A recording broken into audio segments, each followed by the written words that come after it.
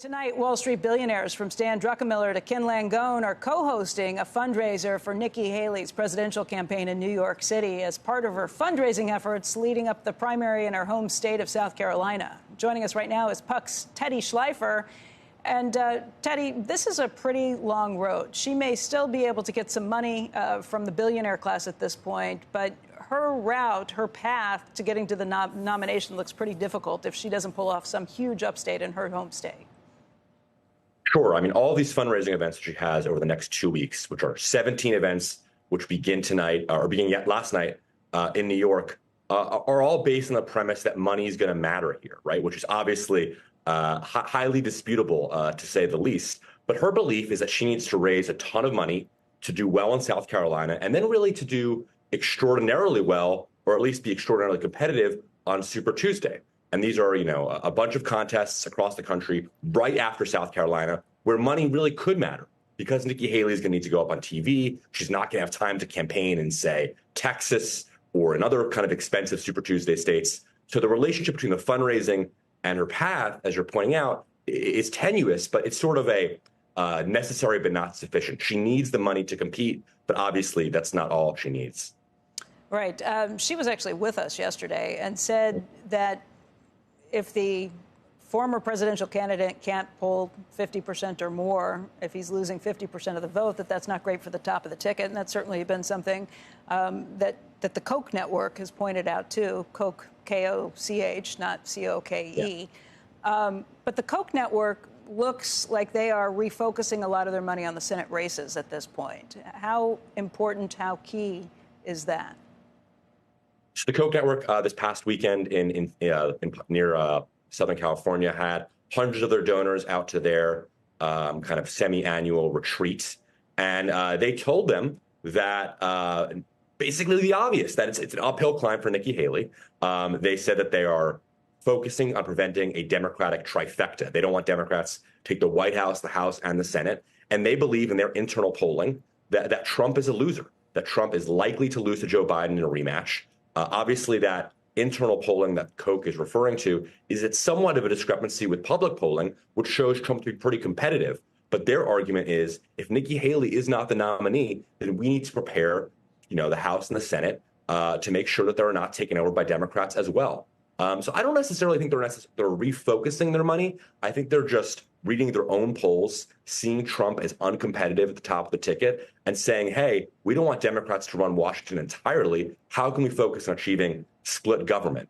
But, look, no one that supports Nikki Haley at this point honestly thinks that she has a strong chance of being the nominee. That it was just ludicrous at this point.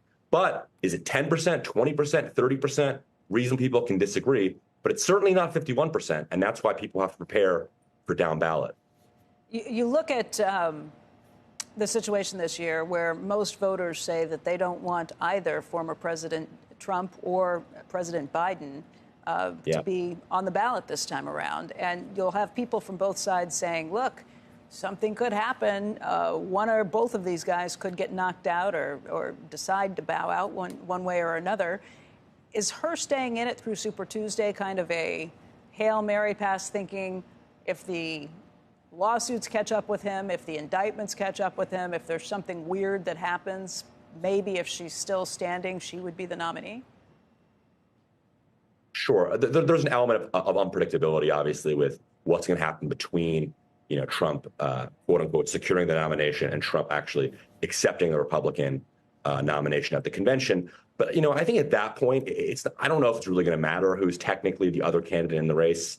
If there are any other candidates in the race to begin with, that would be such an unprecedented situation. I think, it's going to come down to who has support of kind of party leaders, who has support of President Trump. I don't necessarily think that the bank shot strategy here, that where you're hoping for kind of something crazy to happen, really necessarily means you stay in the race. I think at that point, anything would be on the table.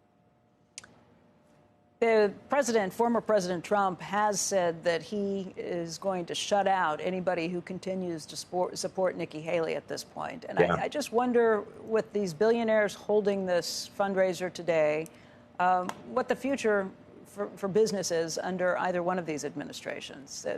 There hasn't been a really tight relationship between most of the business community and the Oval Office for quite a while, it feels like. There's not a natural home in either of these parties. What does that mean? Yeah, one of the hosts of tonight's event, Cliff Asness, who was on the screen a second ago, is a major Haley supporter. I believe has donated millions to her super PAC, and he saw the Truth Social post that Trump put up the other day, where he basically said these people are going to be quote unquote barred permanently from the MAGA movement and from the Oval Office. And Cliff said, on Twitter that he was going to donate more money to Nikki Haley because he wanted to be barred permanently. Look, I mean, it's no surprise that the billionaires of the Republican Party are not in touch with the base voter of the Republican Party.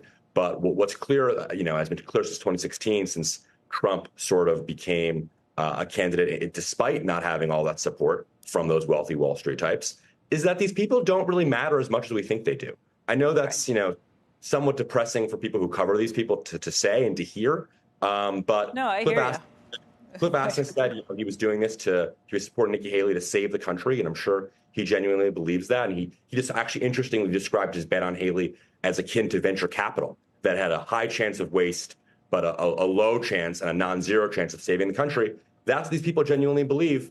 The voters of Iowa and New Hampshire disagree, and they're ultimately who decides, not Wall Street. Honestly, the billionaire class has never been very effective at picking the next winner. It's been a long time, at least, where their choices early on don't really make their way in. Maybe just proof that just because you're really good at one thing doesn't necessarily mean you're going to be a master of the universe in a different field. This is not the era of Bush or Romney, who were sort of establishment favorites who, Romney, of course, kind of came from this economic stratosphere. And Trump has sort of showed these people's lack of power. And it's been humbling, I think, for lots of people that I covered.